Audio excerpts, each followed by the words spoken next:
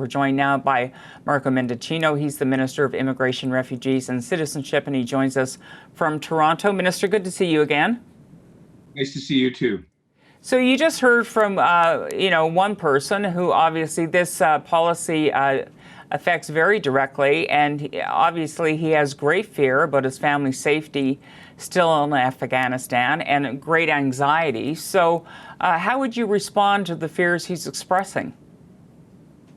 Just by reassuring him that we're going to act with great urgency to implement the special measures that we announced earlier today. And, 20 years after Canada started its mission in Afghanistan, 10 years after we formally ended the military component of that mission, we are now at a point where the situation there is extremely grave. I completely hear it in his voice, and we appreciate that, which is why we want to take as an inclusive and as an expeditious approach as we can. The three main areas that we're focusing on are locally engaged staff with our mission there, both current and historic.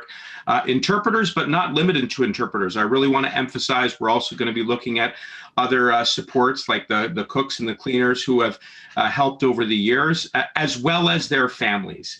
And on this point, we are going to work very closely with DND and with GAC, Global Affairs, to try and really identify those people as quickly as possible.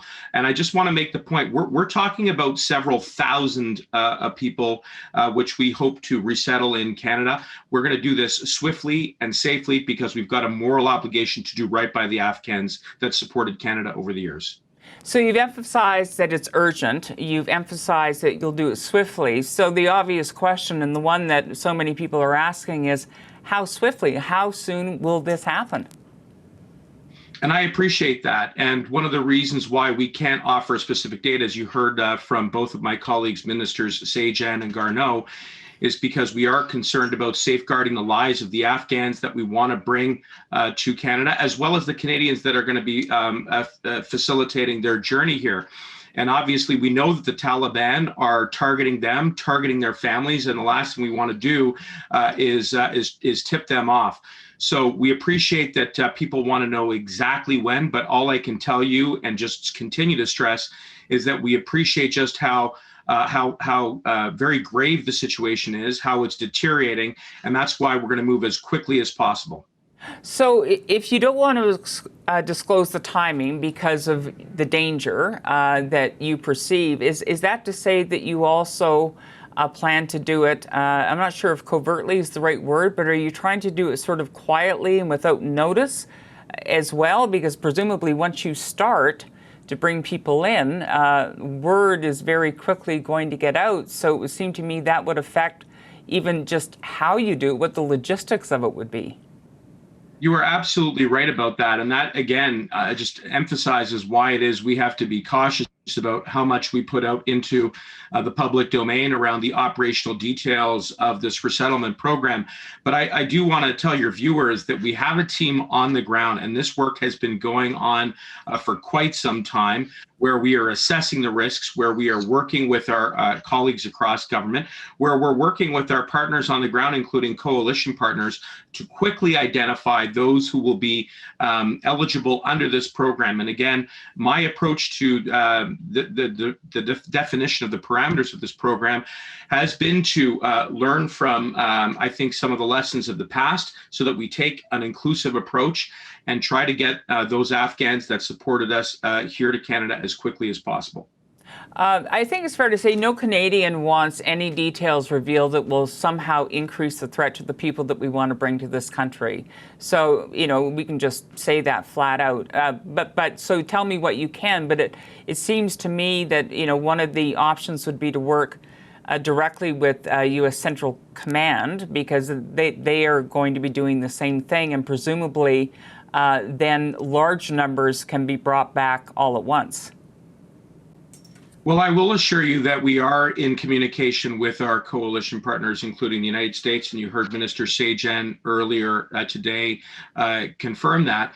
At the same time, I also will tell you that all options are on the table. We're looking at a variety of ways to resettle those Afghans who are eligible under these special immigration measures to Canada as quickly as possible.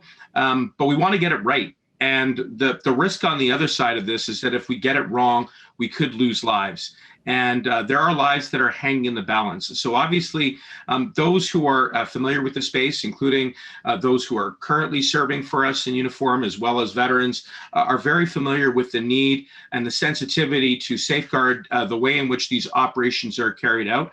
Our key objective here is to act swiftly, but safely as well, so that this operation is a success. The criteria also in the release, and I watched part of your news conference as well, Minister, was, fairly broad, reasonably vague. And I guess what I'm wondering is more specific criteria being shared with the people who are potentially eligible for this? Is that part of the strategy here, that you're not putting it, out on, for the public domain specifically, but more targeting the actual people who would be applying for this? Well, in this context, I would argue that broad is good. Broad means inclusive. Broad means that we are trying to be, as welcoming of those Afghans and the way in which we're going to define eligibility to enter this program as possible. And that's why we said that the categories that I highlighted, including the locally engaged staff and interpreters, as well as their families, was not exhaustive. And we're going to work extremely closely with DND and Global Affairs Canada to try and identify those who've had an enduring relationship, who provided critical support to our mission over the years. And that can take many different forms. So I would say, don't misconstrue broad as being a bad thing. In this context, it's actually a positive thing. And that's why we're estimating that we're going to see several thousand individuals who will be eligible under this program, which is, significantly more than the last time we had a program in place to help Afghans come out of there to Canada. If I can just get you to comment on one other topic before I let you go. You are the minister leading the file on a national vaccine certificate for international travel. Canada's been engaged with the G7 and G20 on this file. So where do things stand? Because Politico is reporting that there has been a presentation leaked that suggests Canada will not have this figured out until the end of December. Well, I would say a few things. One, that obviously we recognize that having the status of someone's vaccination will help inform decisions with regards to international travel.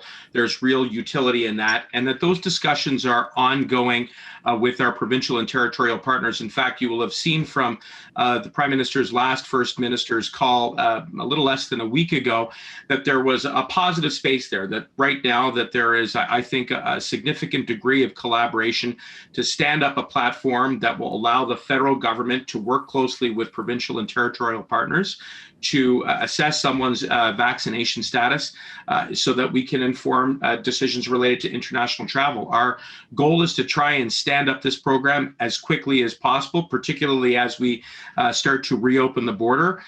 That is a tribute to Canadians who have taken up vaccinations at an accelerated rate, and cases have come down. And, our work continues on that front with as much expediency as we can. We'll leave it there. Minister, good of you to take the time. As always, thank you so much. Thank you very much. Hi, I'm Vashi Capellos, host of Power in Politics. See more of our show by subscribing to the CBC News channel or click the link for another video.